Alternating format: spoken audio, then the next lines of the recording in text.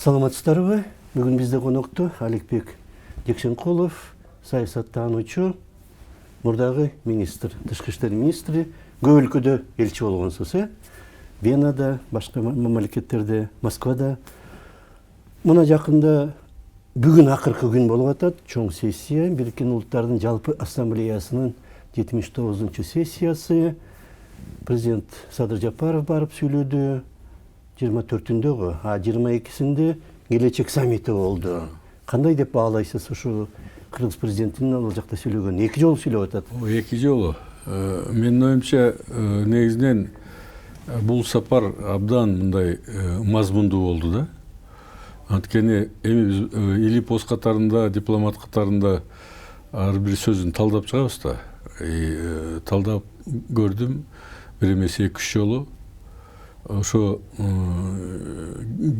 келечек саммитин дагы, эмесинде дагы мындай кыргыз эли үчүн, кыргыз мамлекети үчүн өтө маанилүү жана орчундуу маселелерди көтөрдү да.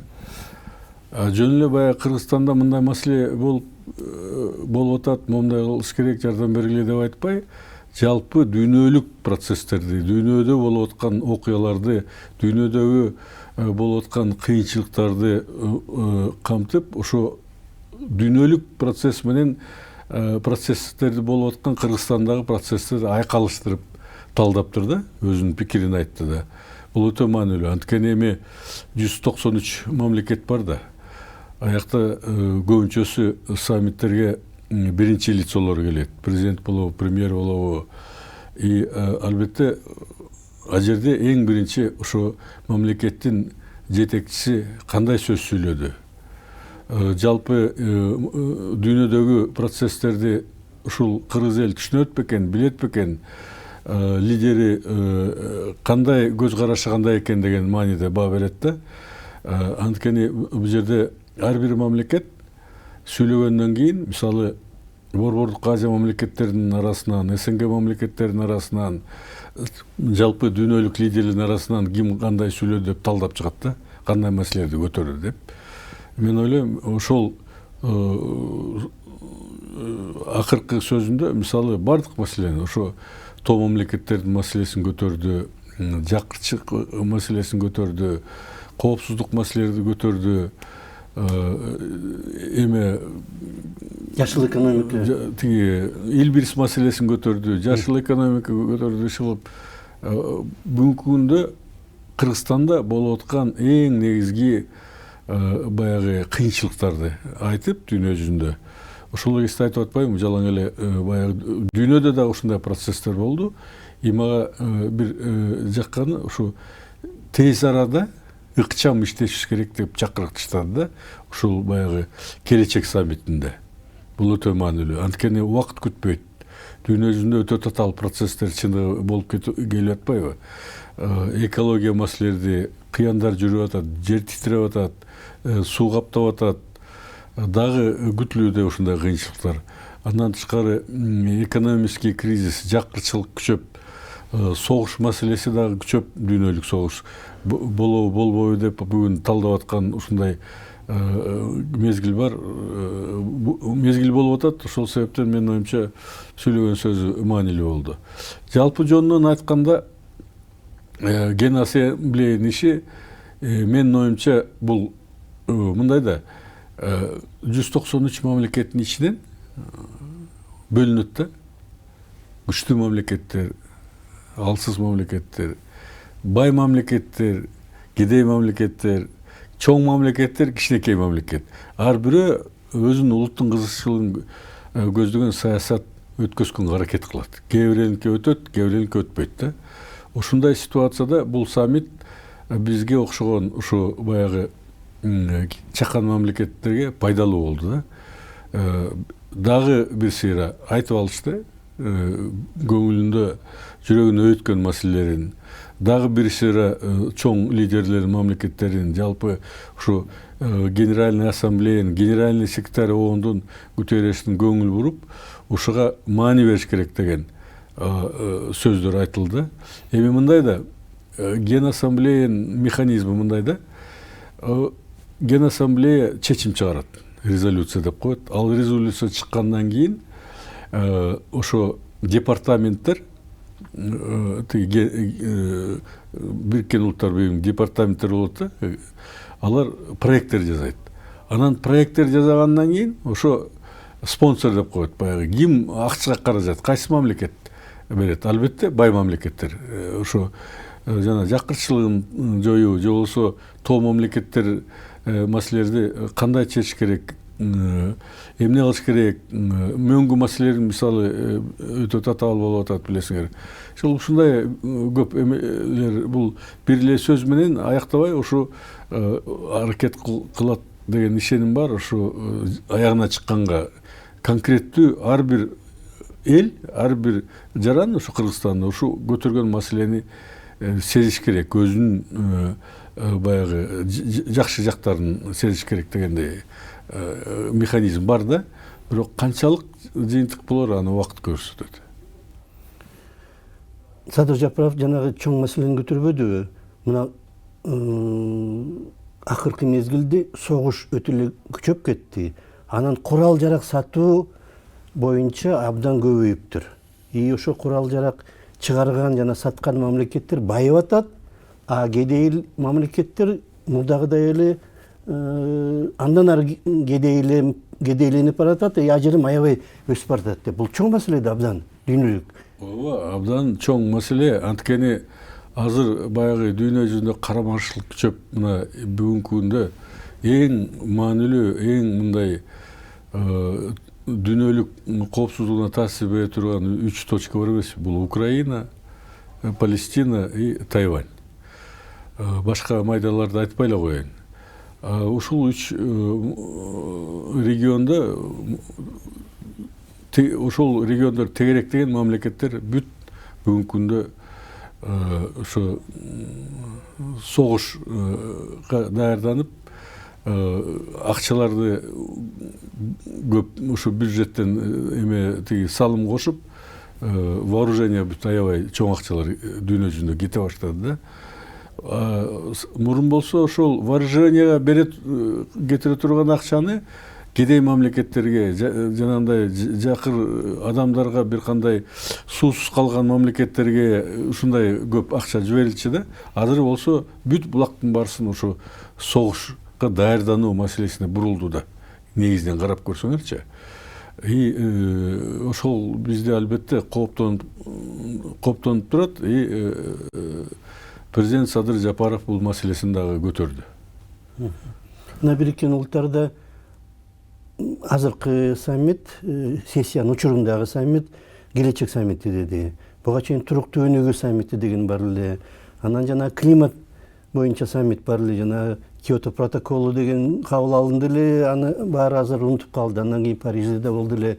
Ушундай чоң бир эмелерди, саммиттерди өткөрөт Бириккен Улуттар, бирок жыйынтык чыгып атабы? Эми тилекке каршы бүгүн жыйынтык чыгып атат деп толугу менен айта албайбыз да. Анткени ошол чоң ири державанын тиреши күчөгөн сайын Бириккен Улуттардын уюмунун таасири кичирейип атат. Анткени негизги саясат ушу чоң мамлекеттер биринчи чоң маселелерди көтөрөт. Жакшы маселе болобу, жаман маселеби, же согуш маселеси, же болсо өнүгүү маселеси. Ошол себептен анан кийин ал маселелер тиги мисалы өнүгүү маселелери көп көңүл бурбай, ошол эле экология, климат маселелери көп көңүл бурбай, согуш маселесине бул мамлекеттердин көңүлдөрү көп бурулуп кетет. Анткени айтпадымбы, жанагы эң негизги согушка даярданган акчанын баары ошол жака кетип атат бүгүнкү күндөчү. Ошол себептен кыйыныраак, мен ойлойм, биздин улут, биздин мамлекет жеке өз элине таянып чоң ийгиликтерди жаратса болот. Ошондой деп тилейли да. Бирок мына келечек саммити деп аталган сессиянын ичиндеги алкагындагы жыйын ушул Бириккен Улуттардын маанисин көтөрүү деп негизги максат ушундай болду деп жетти ушул максатка? эми кайсы жагынан жетти деп айтсак болот, кайсы жагынан жеткен жок деп болот. Мисалы билесиңер да, ошол эле Ген ассамблеяда Палестина израильский конфликт боюнча чечим кабыл алды эле, ушу согуш токтосун деп 25-жылга чейин.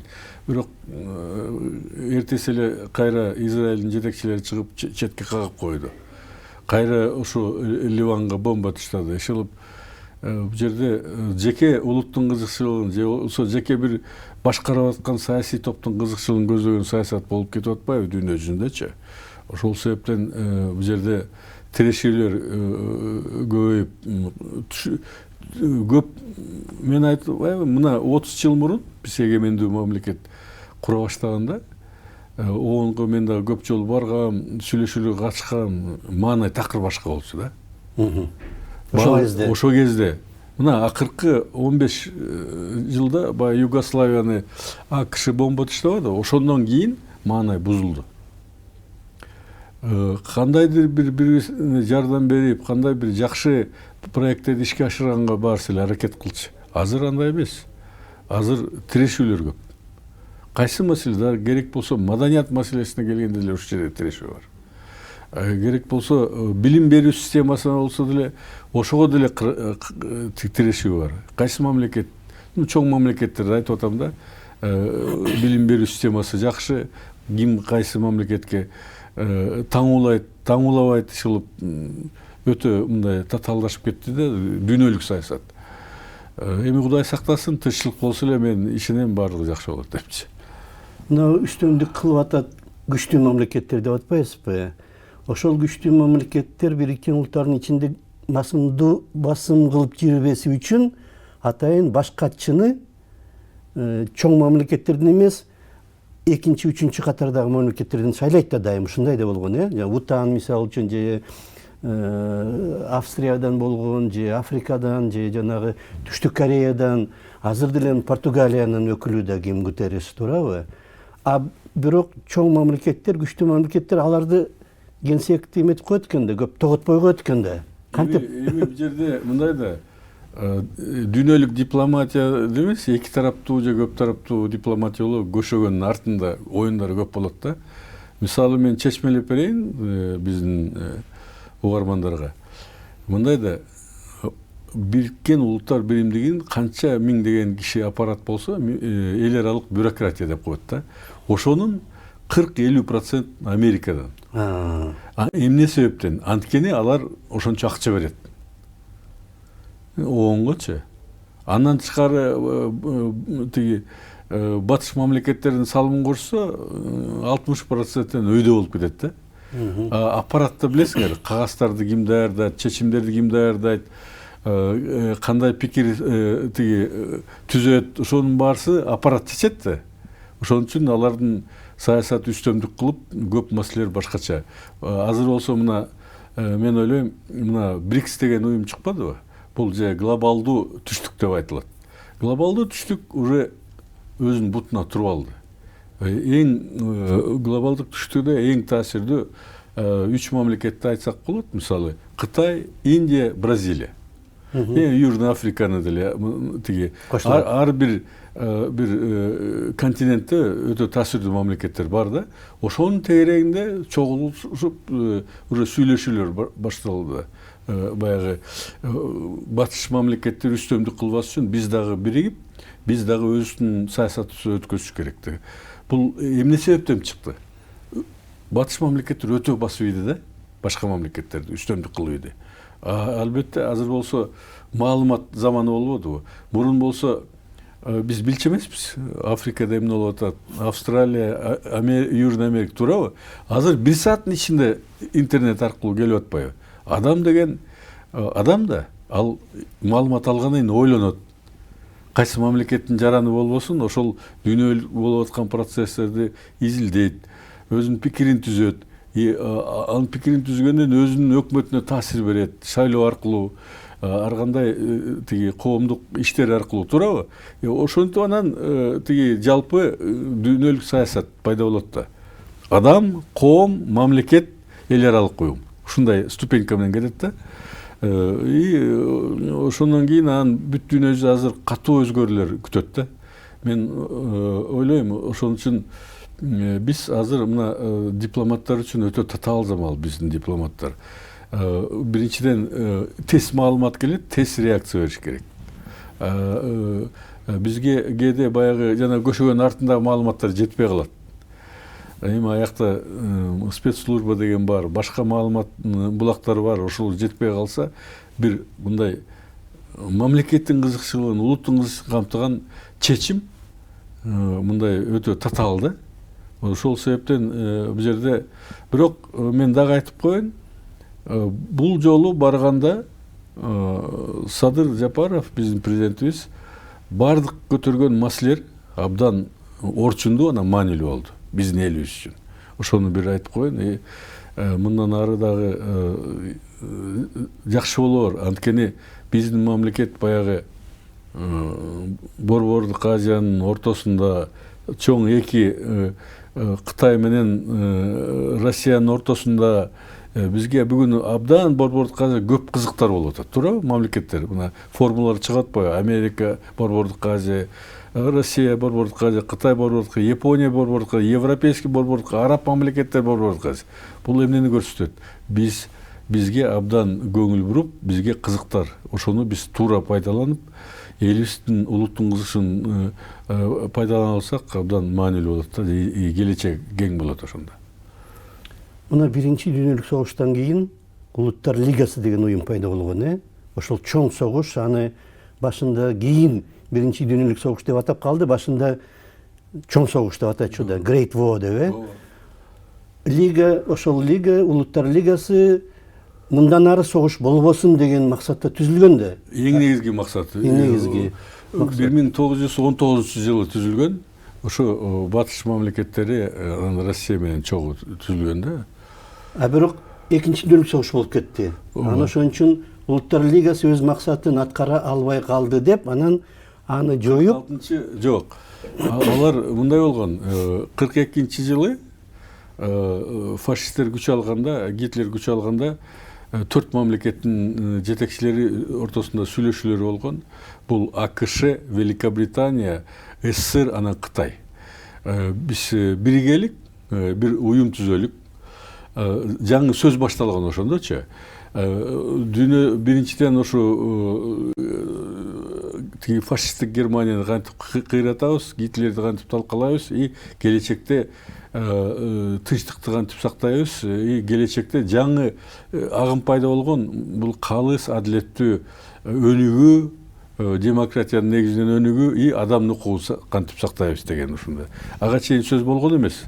Анан болгондо, анан 45-жылы тиги 24 октябрда декларация, уставка декларация кол коюлгандан кийин, ООНдун 51 мамлекет койгон да, ошондо пайда болду ООН деп.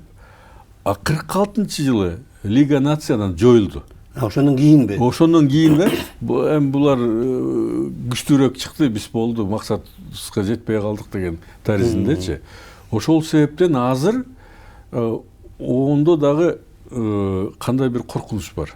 Эгер Кудай сактасын, чоң согуш чыгып кетсе, анда ООН мааниси деле жокко тете болуп калат. Максатына жетпей аткан болуп атат. Азыр согуштар чыгып атпайбы? Азыр чоң согуш болсо, каяктагы өнүгүү, каяктагы адамдын укугу, каяктагы демократия, каяктагы климат, туурабы? Ага адам эң негизги биринчи бул коопсуздук да адамдын. Ошол себептен азыр өтө татаал айтып атпаймынбы? Биз ошон үчүн бардык жагынан ыкчам саясат өткөзүш керек да. Ошол экинчи дүйнөлүк согуштан кийин Бириккен Улуттар түзүлгөндө, анын коопсуздук кеңешинин туруктуу, такай десек болобу, туруктуу 5 мүчөсү бар, андан дагы 10 мамлекет, бардык 15, 5 туруктуу. Негедир берки 10 мамлекетти азыр кыргыздар туруксуз деп которуп атат, туурабы ушул сөз? Мен ойлойм мындай да, туруктуу, постоянный деген туруктуу бул убакыттын фактору, время, убакыт көрсөткөн нерсе да. А туруксуз деген кыргызча туруксуз деген убакыт көрсөтпөйт да. Олкусолку болгон. Жок, ары бери ойногон деген да. Ошол жерде менин оюмча биздин дипломаттар жакшылап ойлонуш керек. Муну убактылуу деген жакшы да. Анткени ал уставдын обондо бул убакытын көрсөтөт да. 2 жылга шайланат. Туруксуз деп которулбады. Мен ойлойм, убактылуу мүчө деп которгон туура болот. Баягы маанисине карагандачы, техника. Ошол сиз жакшы айтып кеттиңиз, мына буюрса 27-28ге шайлоого чыгабыз деп президент айтпадыбы? Садыр Жапаров. Ооба. Тиги коопсуздук кеңешинин убактылуу мүчөсү катарында.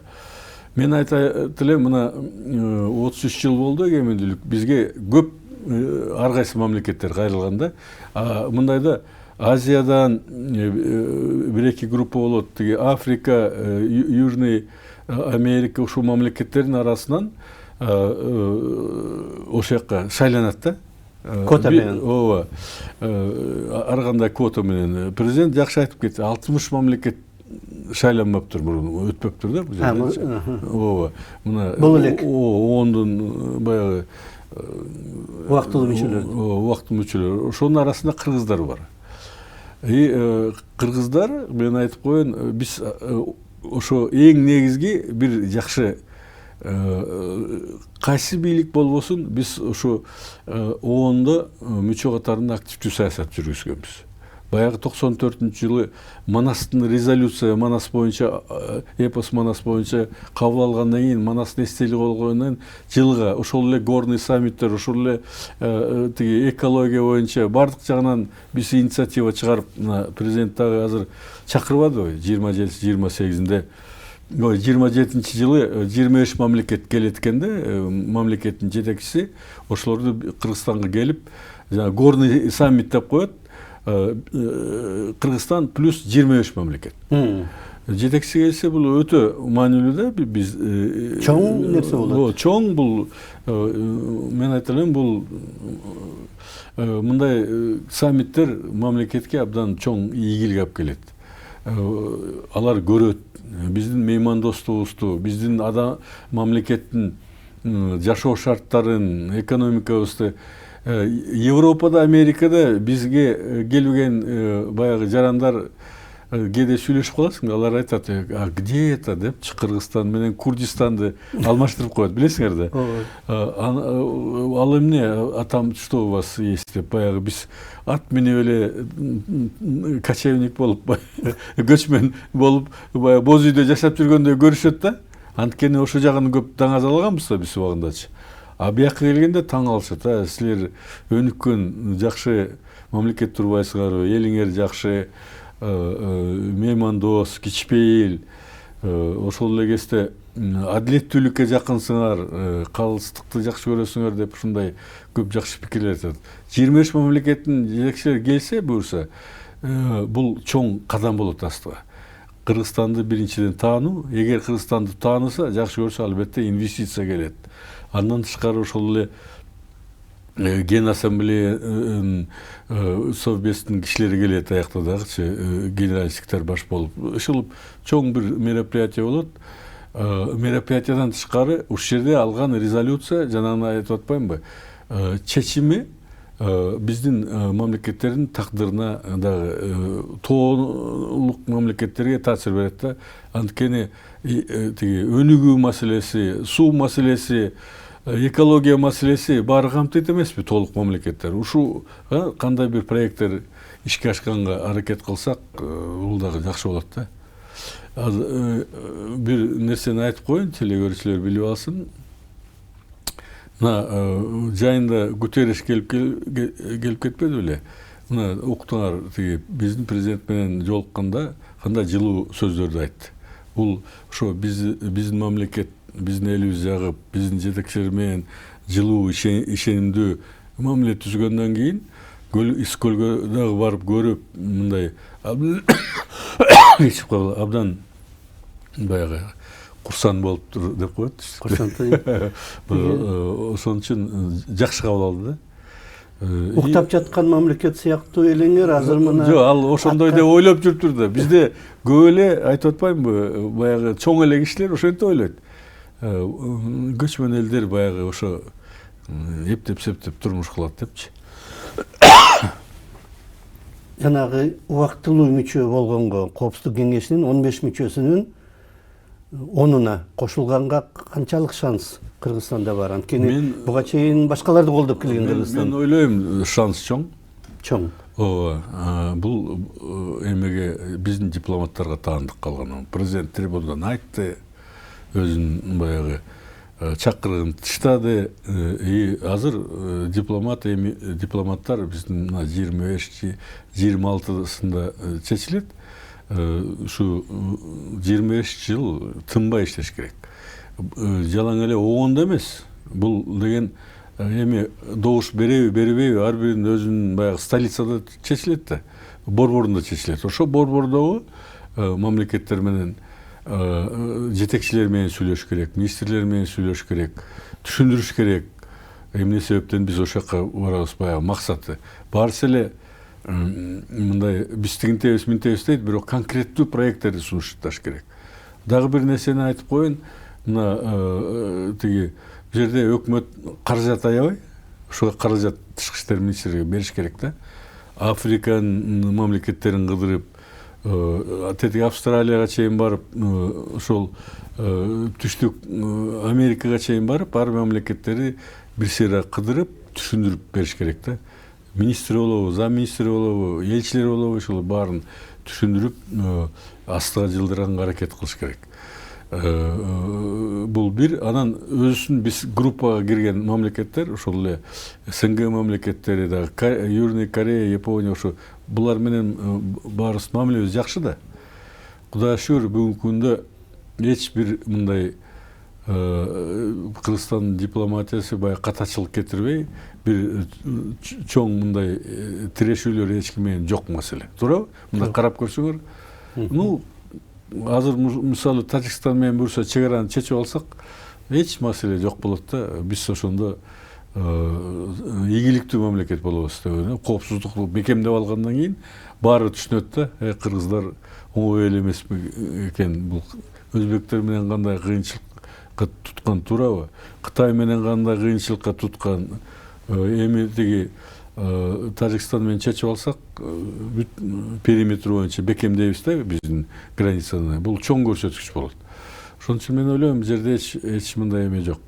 Эми дагы бир чечмелеп берейин. Дипломатия жана көшөгөн артында деп айтпадым, бул соода да.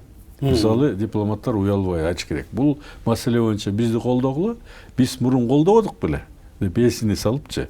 Же болсо кандай бир башка проекттерге алар кызыктар болсо, биз силерди ошо колдоп берелик, түртөп жардам берелик, бул маселеге келгенде силер бизге жардам бергиле депчи. Бул сүйлөшүү жолу менен чечиле турган маселе да. Буга чейин мисалы үчүн Пакистан өтүп кетпеди беле жанагы убактылуу мүчөлүккө. Ошондо менин эсимде Пакистандын тышкы иштер министри атайын ошол маселе боюнча Бишкекке келип сүйлөшүп кеткен. Челночная дипломатия деп коет. Ошол айтып атпаймынбы? Ошон үчүн айтып атам. Бул жерде баягы элчилерге тигиндей мындай эметип коюп эле ошолор иштесин, же болсо биздин өкүлүбүз оңдо иштеген жоопкерчиликтеби, бүт баардык деңгээлде биздин тышкы иштер министри, замдар, департамент директору өз ар бир мамлекет, көрүлткөн мамлекеттерге кайрылып эмес керек да, чечиш керек. Убактыбызды аяктап калды. Рахмат сизге. Бизде конокто Аликбек Жекшенкулов болду, мурдагы тышкы иштер министри жана элчи. Көп мамлекет элчи болгон. Рахмат сизге. Рахмат. Саламат калыңыздар.